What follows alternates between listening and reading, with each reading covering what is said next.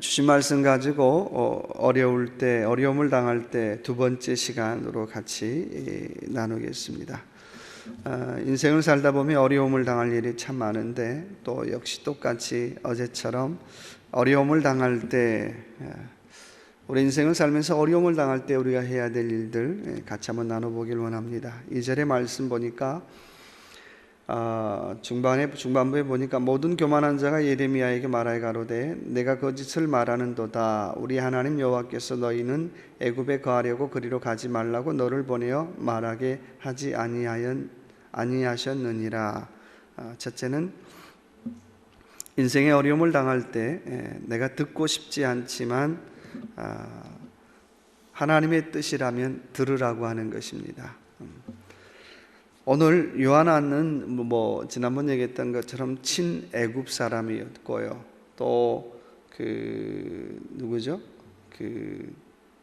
한 사람 또 왕은 친바벨론 사람이었고요. 왕을 향해서 모반을 일으켰던 사람은 또 친에돔 사람이에요. 그래서 앞에 두 사람 다 이제 죽었으니까 요한의 대책은 뭡니까? 애굽으로 가려고 하여 이렇게 표현하고 있잖아요. 그러면서 예레미야에게 물어보지요. 우리가 어떻게 했으면 좋겠습니까? 그런데 예레미야의 대답은 영반대였어요. 애굽으로 내려가지 마라. 그러니까 어때요? 굉장히 화가 나가지고 소동을 일으킵니다. 신앙생활은 또 우리 인생을 살면서 우리가 실패하는 이유 중에 하나가 있다면 내가 듣고 싶은 소리만 듣는다는 거예요. 몸에 뭐라고 얘기하죠? 몸에 쓴 것이 아니 뭐죠? 입에 쓴 것이 몸에 좋다 그런 얘기도 있지만 내가 신앙생활하면서 내가 다 듣고 싶은 소리만 듣다고 보면 내 신앙은 성장하지 않는다라고 하는 것입니다. 때로는 그것이 내가 듣고 싶지 않더라도 아픔이 있어도 내가 듣고 싶지 않지만 들어야 될 소리가 참 많아요. 근데 우리 듣고 싶지 않은 소리 하면 왜 칩니까? 때립니까? 그렇게만 얘기하는데 그게 아니라 때로는 어때요? 내가 듣고 싶지 않는 소리를 내가 들을 때에 그걸 내가 잘 소화하면 그건 내 신앙 성장에 굉장히 큰 밑거름이 되더라고 하는 것입니다. 오늘 요한과 그 일파에 실수가 있다면 내가 듣고 싶지 않다는 거예요. 하나님 앞에 물어봤음에도 불구하고 하나님이 내 뜻하고 맞지 않으니까 나 듣고 싶지 않아. 더 이상 얘기하지 마. 근데 하나님의 뜻은, 하나님의 계획은 내가 듣고 싶다고 해서 듣고 싶지 않다고 해서 듣고 싶지 않을 수 있는 게 아니라는 거예요. 정말 물어봐서 하나님의 뜻이라면 내가 듣고 싶지 않아도 들을 수 있는 용기, 또 들을 수 있는 마음의 자세, 들을 수 있는 그런 영적인 태도가 중요하다라고 하는 거예요. 그래서 첫째는 내가 듣고 싶지 않아도 들으라고 하는 것이고요. 두 번째는 3절에 보니까 이는 네리야의 아들 바룩이 너를 꼬드겨서 우리를 대적하여 갈대아인의 손에 붙여 죽이며 바벨론으로 잡아가게 하려 함이니라. 두 번째는 남 탓하지 말고 자기의 믿음 부족을 탓하라고 하는 것입니다. 오늘 그렇게 얘기하잖아요. 애굽으로 내려가는 거 안 된다 그러니까 어떻게 해요? 첫째는 뭐예요? 난 듣고 싶지 않습니다. 두 번째는 뭐라고 얘기합니까? 바룩이 우리 꼬드겨서 전부 다 바벨론으로 가게 하려고 합니다. 바룩은 누굽니까? 예레미야의 비서 같은 사람이죠. 계속해서 바룩 탓을 하는 거예요. 근데 지금 본질은 뭔가요? 유다가 오늘 잊혀지가 된 것은 유다가 하나님의 말씀을, 하나님의 뜻을 청종치 않았기 때문에 이런 일이 발생했어요.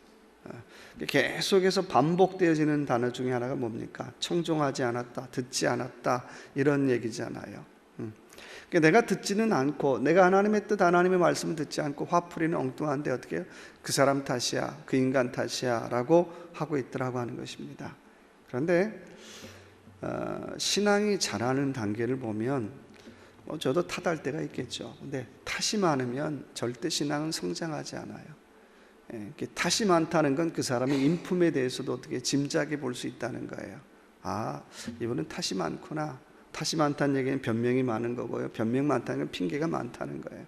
근데 그러면 신앙은 성장하지 않는다는 거예요. 정말 어려움이 왔을 때 내 탓입니다. 내가 잘못했습니다.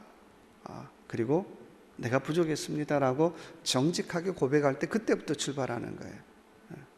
근데 오늘 유다의 두 번째 문제가 있다면 계속해서 남 탓만 하는 거죠. 정말 문제는 뭡니까? 자기 신앙이 부족한 거죠. 자기들이 하나님 말씀을 청종하지 않은 것이고 하나님 말씀대로 살지 않은 그것이 문제인데 계속해서 문제는 어떻게 해요?